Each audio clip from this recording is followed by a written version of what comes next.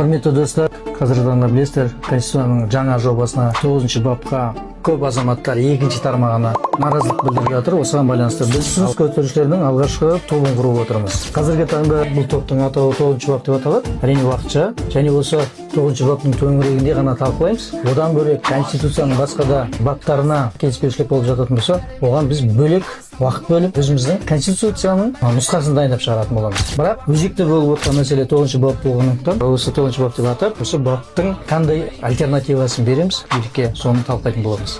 Сондықтан қазіргі таңда 4 мүшесі қосаға бастаған алғашқы отырысымыз. Қолдай беріңіздер, қосыла беріңіздер. Біз халық ретінде өзіміздің талабымызды Конституцияға енгізейік. Әңгіме тек қана 9 баппен шектелмейді.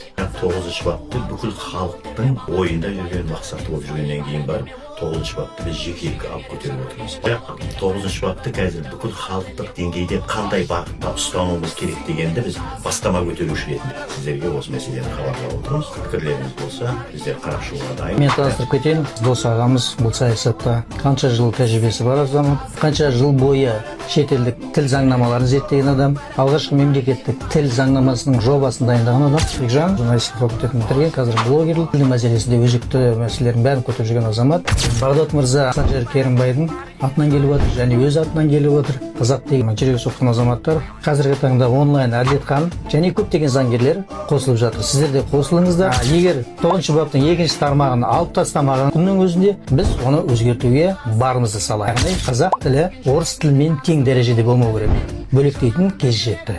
Рахмет.